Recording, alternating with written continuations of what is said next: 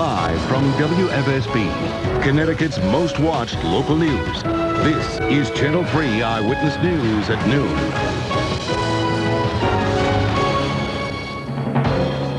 People all across Connecticut are picking up the pieces now after severe thunderstorms ripped through the state last night. Willimantic was especially hard hit with high winds knocking trees into homes, cars, and downing power lines. There's extensive damage now on Charles and David Streets in particular, and that's where we find Channel 3 Eyewitness News reporter Susan Raff live with our mobile newsroom with more on the destruction and the cleanup. Susan?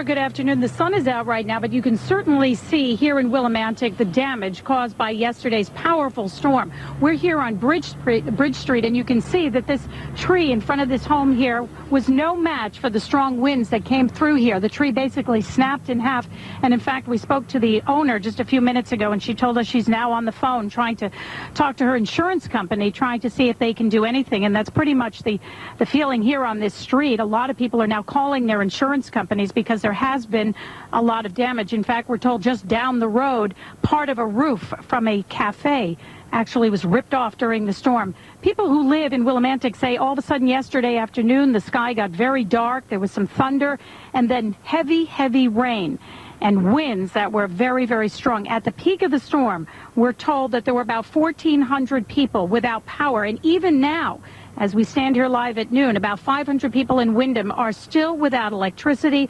Obviously, power crews will be working on that. We've seen crews throughout Willimantic. Meteorologist Mark Dixon was out in the storm yesterday. Mark, I understand you saw quite a bit of damage as well. Oh, yes, Susan. Bruce and I were tracking it from the early warning forecast center all afternoon long. At one point, there were tornado warnings in effect for the Springfield metro area. Those storms worked in the direction of northeast Connecticut. The line itself really bowed out and brought a lot of heavy rain, flashes of lightning, and that strong gusty wind. This is a loop back yesterday between 3 and 8 p.m. Yesterday evening, showing that line progressing in from the northwest to the southeast. At one point, this line of storms was moving at around 35 to 45 miles an hour. There were at times some nickel-sized hail reported in Avon, a 41-mile-an-hour wind gust to Bradley International in Rockville. There about a foot of water covering some area roadways with some poor drainage flooding. And the rain definitely was the silver lining here, the meaningful part of the storm, because we were so dry. Some communities picking up around a quarter of an inch. That was the case in New Haven, to as high as 1.25 inches in Willimantic. And Jeff from Staffordville reporting in about 1.5 inches of rain. Now today, in the wake of that storm system, our early warning pinpoint Doppler, it continues to scan clear, and the rest of today is looking pretty nice. Low levels of humidity with temperatures near normal. Coming up in the 7-day forecast, we're going to be detailing a return to higher heat, higher humidity, and another chance for some thunderstorms all before the week is over. Again, that's coming up in the 7-day. Kara?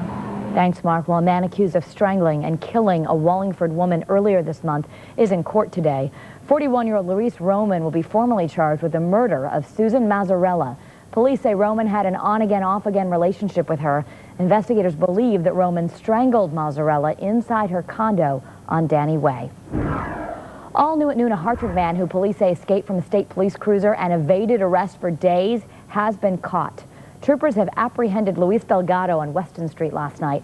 On Saturday, they say he busted out of a cruiser outside the Cheney halfway house, still wearing his handcuffs. Neighbors say there were several sightings of him over the weekend wearing just one handcuff. New information on a Naugatuck man found dead in his home with his wife, who was unconscious. An autopsy has concluded that Christoph Waschik died of a heart attack. Police went into Waschik's home over the weekend after a family friend had not heard from the couple. Along with his body, police discovered his wife unconscious. Detectives say they do not believe this incident is suspicious, though they say the investigation will have to continue until they can speak with his wife, who is still in the hospital. More layoff notices are expected for state employees this week. Union leaders say it'll take about 3 weeks for the rank-and-file members to vote on a revised concessions agreement that would keep thousands of state employees from losing their jobs. If the deal is not ratified by August 31st, Governor Malloy says about 6,500 state workers will have to be laid off in order to balance the budget. The U.S. Postal Service could be closing more than 3,600 offices, 15 of them right here in Connecticut. Offices in Hartford, Bristol, New Haven, West Haven, Gilman, Killingly, Bridgeport, Waterbury, and Stamford are all going to be studied for profitability. Officials say instant communication has now resulted in a lack of demand and revenue, though the Postal Service says just because an office is on the list does not mean it will ultimately shut down. All new at noon, the city of Hartford is now looking for a new way to brand the city. Officials met this morning with the Metro Hartford Alliance about a new way to market our capital city. This 2-year-long project will be contracted to an outside group to develop a theme for the city. Another presentation will take place tonight at the Hartford Public Library at 6 o'clock. And here's what we're working on for you for tonight, starting on Eyewitness News at 5. With more and more children using cell phones, can it actually increase the risk of brain cancer? A new study tells us the risks. Then a busway is in the works for one part of the state, why some lawmakers are calling the project irresponsible and trying to stop it. And a jellyfish advisory in Connecticut, where they are and what you need to do to protect yourself. Those stories and more starting tonight on Eyewitness News at 5. Running out of time, the clock is ticking on a deal to end the nation's debt limit crisis, though Congress is still deadlocked. Coming up, the latest on the last-minute negotiations. And without a deal, tens of billions of dollars in aid could be threatened. What it means for veterans and people with disabilities. Let's get a live look at our day as we look outside of our city camera in New London. Channel 3 Eyewitness News will be right back. Everywhere in Connecticut, this is Channel 3 Eyewitness News. Lawmakers are tackling the debt crisis again today, with time running out to prevent a possible government default. As Channel 3's Jay Dow reports from Capitol Hill, the two sides are still no closer to breaking the stalemate. House Speaker John Boehner is reworking his debt limit and deficit reduction plan to add more spending cuts. From what I saw in there, I think there's been a pretty good change of heart. The Speaker delayed bringing the measure to the House floor when it became clear conservative Republicans would not support it. Pushing back the vote by a day or rewriting parts of the bill won't solve the underlying problem. A short-term solution is not an adequate solution for our economy. Senate Majority Leader Harry Reid has his own competing plan. The Congressional Budget Office says neither the Democratic proposal nor the Republican plan has as much savings as advertised. Both would cut some spending up front without raising any new tax revenue, and both would appoint a bipartisan commission to identify future cuts. But the Republican plan would allow only a short-term increase in the debt ceiling until those cuts are made. Republicans have offered the only proposal at this point that attempts to get at the root of the problem. Time is running out for lawmakers to find common ground. If no deal is reached by next Tuesday, the government could run out of money to pay its bills. Thank you so much for calling in. And that has frustrated Americans swamping congressional phone lines. More calls are expected today after 40,000 people an hour called Tuesday. The threat of default is making investors around the world nervous. And President Obama says he cannot guarantee Social Security checks and payments to veterans if lawmakers do not find a compromise and raise the debt ceiling. Jay Dow, CBS News, Washington. Leaders from veterans organizations will be at the White House today for a meeting on this debt limit crisis. That's because if a deal is not reached, veterans and the elderly could be hit especially hard. President Obama said he cannot guarantee that tens of billions of dollars in veteran, Social Security, and disability checks without an agreement. Oregon Congressman David Wu says he will resign from office after an 18-year-old woman accused him of unwanted sexual contact. The 56-year-old has already announced that he would not seek re-election. Earlier this week, Democratic leader Nancy Pelosi requested a House Ethics Committee investigation into his conduct. The court date in the sexual assault case of Dominique Strauss-Kahn has been put off now until August 23rd. The former International Monetary Fund chief is accused of trying to rape a hotel maid in New York City, though prosecutors admit the case has weakened after the woman lied to them about her background. Strauss-Kahn's attorneys say they hope the case will be dismissed. The next time you head outside, you might want to make sure you've had a shower. Coming up, why stinky feet can attract mosquitoes. Plus, millions of bats take to the skies. We'll tell you where this is going on next.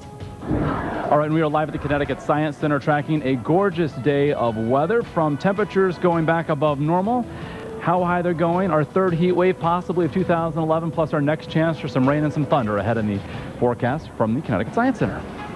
Thank you, Mark. And let's take a look at Wall Street right now, where the Dow is down about 113 points. It's trading at 12,387. We'll be right back. A 4-alarm fire at a plastics company in California sent a massive cloud of black smoke billowing into the air, as you can see here. Officials say the fire broke out in an outdoor storage area yesterday. Authorities say the employees set the fire while they were doing some routine maintenance with a blowtorch. Hazmat teams there found no evidence of any toxic chemicals, though, and no injuries are reported. This in Fairfield, California. Just take a look at this. Over 1 million bats are invading the skies over Austin, Texas. This is not a movie. They're searching for food, they say. Wildlife officials say extreme drought conditions are now pushing them away from their homes because they don't have enough bugs to eat. The bats live under a bridge in the city, and they leave their post each day in hopes of finding their next meal. Live from the Connecticut Science Center in downtown Hartford, your early warning forecast with meteorologist Mark Dixon. All right, and of course we are broadcasting from our exhibit, our exclusive exhibit here at the Science Center, 6th floor South Tower, and joined by quite a crew. We've got visitors here from Vernon, Watertown, and Wallingford, and then also a group of 25, a staff retreat from the MS Society here, raising some awareness at the Connecticut Science Center. Who is here for the first time? Raise a hand. Okay, is everyone having a good time? Awesome. Very happy to hear it. And gorgeous weather today, inside or out. All that severe weather from yesterday, a thing of the past. And temperatures here within the noon hour range from the lower to mid and upper 70s. Inland upper 70s to near 80 along the Connecticut coastline. Currently 79 in Hartford, 80 for New Haven. A nice, cool, pleasant 72 in Salisbury, and 75 currently in Putnam. Now, there is a wind out of the northwest, and it's around 5 to 15 miles an hour, bringing in some air that is a little bit drier. So today, enjoy the lower levels of humidity, and that's another reason why we're going to see warmer temperatures along the shoreline, because we're looking at a breeze off the land opposed to one off the water. So our city cams are revealing that we've got some cloud cover and as well some sunshine, so we'll continue to call for that mix, a partly to mostly sunny sky through the afternoon. From our view in our capital city to New Haven, you can see the sleeping giant there off along the horizon, and into New London, also checking out the situation there.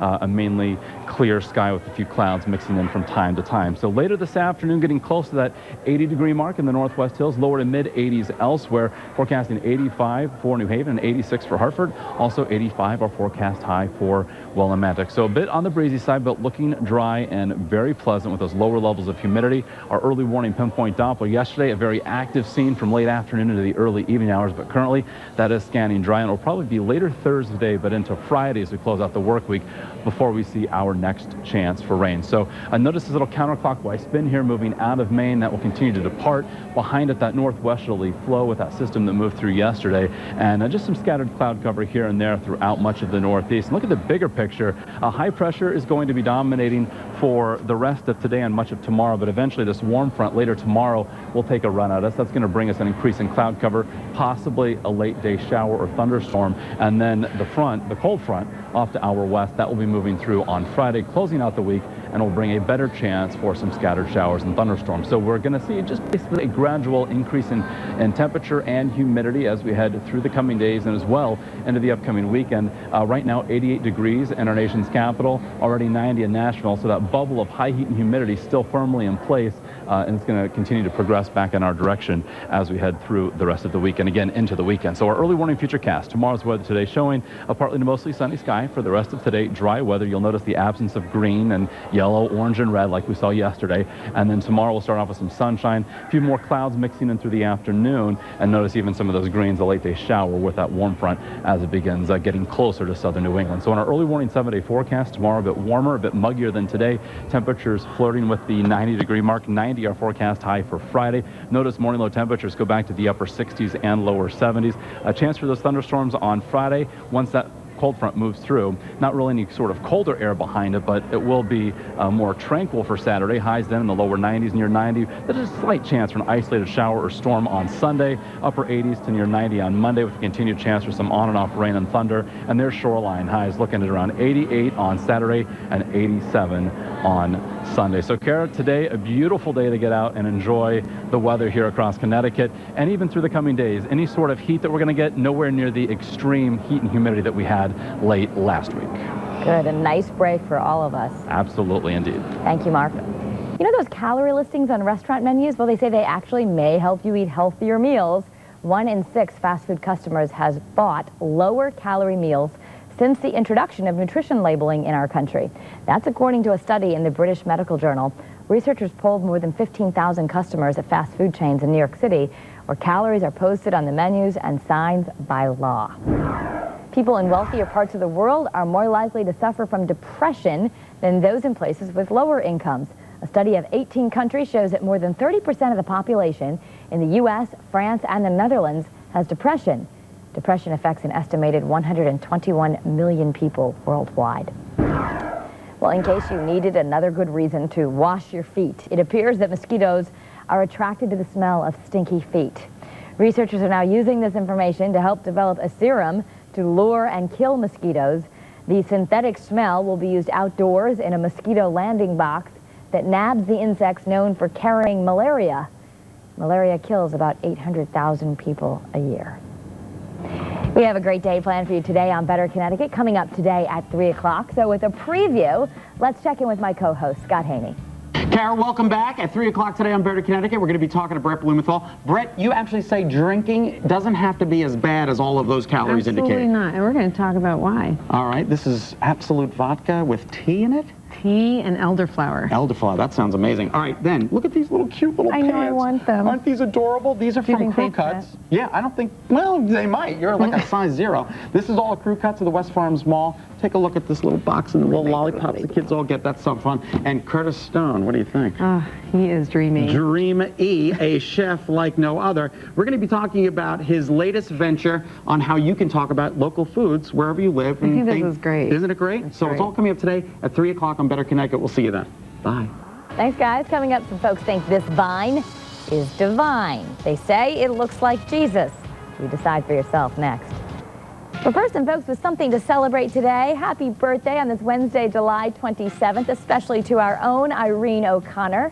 Happy birthday, everyone, and happy anniversary as well.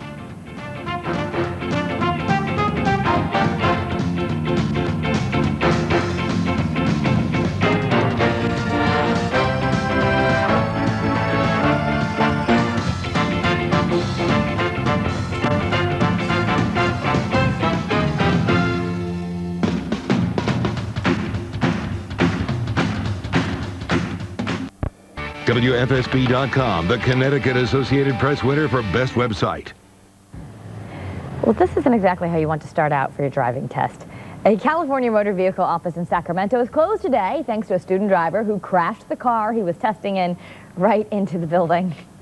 No one was hurt in the crash, though it did leave a 4-foot hole in the side of the motor vehicle building. The DMV is set to reopen in the beginning of August. No word on when the person will get to take their test again. For sculptors in Ohio, butter is used for much more than just toast. Artists at the Ohio State Fair showed off sculptures made entirely of butter. It took them almost 500 hours and over 1,500 pounds of butter to create these works of edible art. Their feature piece was a butter shuttle, celebrating Ohio's contribution to NASA's space program. Pretty amazing.